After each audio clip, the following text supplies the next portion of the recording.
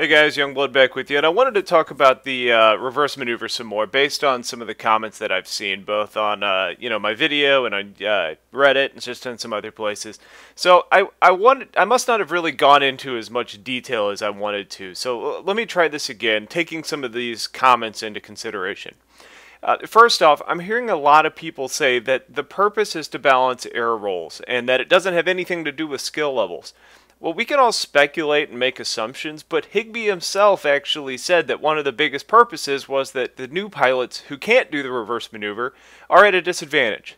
So, the biggest problem for new pilots right now is the resource system and the acquisition timers. The lack of the reverse maneuver ability is a function of that problem with the resources and the acquisition timers. New pilots have a long timer, meaning that they have to wait a long time to pull another vehicle. On top of that, with how much these things cost right now, they have to wait for the resources to build up on top of their timer in order to pull another one. We all know that the best way to learn to fly in this game, and really just the best way to learn to do anything, is through practicing against better pilots and players. But these new players right now, when they die, have to wait another 15 to 30 minutes, depending on their timers and resources, and they don't really have a chance to learn. Now, granted, they could go into the VR or the player test server, create alt accounts so they can get into vehicles quicker and continue to learn the flying mechanics. But for most people, they only really play on live. So that's one of the problems where it stands right now. Well, excuse me. The resource system needs to be kind of reworked and revamped in order for this all to work out. Granted, I've read somewhere that they're working on potentially making resources common pool, meaning that there's not separate resources for air, for ground, and for infantry. I don't know if that's actually happening or not, but if someone really wants to learn to fly, that'd be a great starting point, as they could dedicate those resources to ESFs. Now, I would personally probably be a fan of seeing air and ground resources lumped together and having a separate one for infantry. But I don't really know where that's at and where it stands. So right now, acquisition timers, they're not really doing anything if you think about it. We're all, and with all being experienced pilots, being limited by our resources, as most of us have sorted our timers to a point where we can pull another one right away if we need to, because we're living long enough to do that. What we're depending on is having resources available. Now, the only ones that are really being hurt by this right now are the new pilots, and by that I mean the acquisition timers. I'd suggest just getting rid of the timers completely and go solely based on resources. Like I said, the good pilots, the ones that people are complaining about, they're not having to wait based on their timer unless they just have crappy luck because somebody's sitting outside of the warp gate with a bunch of sky guards or something like that. So, with that in mind, another thing that could be considered is having resources spawn faster for those players that don't have as much experience in a certain vehicle. I don't know if that's something that could possibly be implemented and would be damn near impossible if they went to the common pool resources. But if it did stay where it's at today, a lower level ESF pilot could potentially get an ESF for, 75 less resource points than a tenured pilot. Just something to think about. So, my biggest issue right now is no one yet has presented an argument that I have felt was really valid in terms of making a change like this because of skill reasons. The reasoning is important for buy-in, and if you don't agree with the why, the change is never going to sit that well with you. So, if there's another piece of this that does make some sense, it's the piece about the all-around vehicle.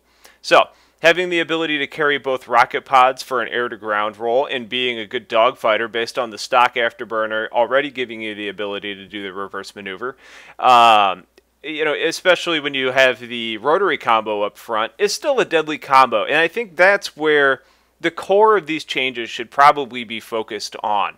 Now, I'm a little torn on this. I think making a small change to the reverse maneuver ability for those that are not using afterburner tanks is okay. If you choose afterburner tanks over pods, you should have an air-to-air advantage.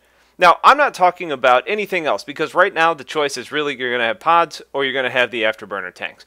You could use Tomcats or the lock-on missiles if you want to right now, but ultimately the people that are typically using those aren't the pilots we're that concerned about. So, what I think should really happen is a small nerf to the maneuver for non-afterburner pilots, but really having a significant buff to those pilots that are using the afterburner pods, or afterburner tanks, excuse me. If you're bringing afterburners, you're extremely specialized. You don't need to make a drastic change to where it currently stands to improve the ability of the other option. Stock afterburners take a hit of maybe 25%, and the external afterburner tanks give you a buff of about 25%.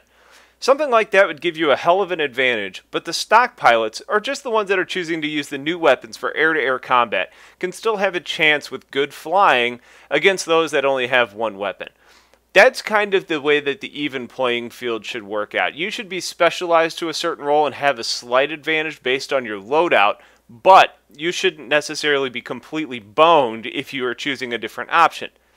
It's about having an advantage. It's not about making you secluded to one specific role and being just waxed by everything else. It's a balance there. Now, I've read a lot of comments that make me think that people still don't really understand some of this or just flat out disagree, and that's fine, but when we're talking about skill, that's where I get a little bit frustrated. Here I go on a little rant, but maybe it's generational because I see this in the workplace too. I'm a manager, so I deal with people. But I feel there's a sense of entitlement in some areas. Ignoring skill and rewarding those that haven't put in the same efforts to learn and specialize and practice is the equivalent of giving a bad player in basketball 3 points for every shot that they make, when the better player is getting 2. I don't understand that mindset. There's plenty of pilots out there that are a lot better than I am, and when I die to them, I've never once said something like, well, that shouldn't have happened. Something in this game is broken and needs to change to accommodate me. I guess it's a skill piece of this that really rubs me the wrong way. So I know this is a bit ranty, but come on, why are we looking for free handouts? The last piece of this little rant that I wanted to hit on is I want people to stop saying, you're a pilot, you wouldn't understand, or you just are looking out for your best interests. Or my personal favorite is just calling me a flyboy and leaving it at that. I get it. Myself and many other pilots fly often. I play a lot of classes and roles though, but you mostly see flying stuff. And you want to know why? Because I enjoy it. It's fun. Most of my subs enjoy seeing it, and it gets my channel views. When I play with my outfit, I use infantry, air, ground. I mean, hell, a lot of times I'm not even shooting. I'm just a transport pilot in my galaxy. So I've said it before, and I'll say it again. I want balance in this game. I don't want air more powerful than ground at all, or anything else to be overpowered. But there's a huge difference in balancing game mechanics and balancing players' skill levels. So just to kind of recoup and just finish this up real quick, I'm okay with some changes here. I'm not saying I'm some old curmudgeon that doesn't want to make any changes whatsoever. But for me, 2 things are really important. 1, I don't want to see drastic changes of any sort. I think you could make some changes that'll make a pretty big impact on the game just intuitively, and also having the new weapons to choose from is going to be part of that. So if you want to change the afterburning ability without the tanks a little bit, and then give some back to those that are using the ability, I think that's fine. I think that's okay. But I think it's important for the why to be there. And if they want to do it based on skill, that's not okay with me. And I mean, ultimately, who am I? What can I say? It doesn't really matter. But making a change like that based on skill doesn't sit well with me.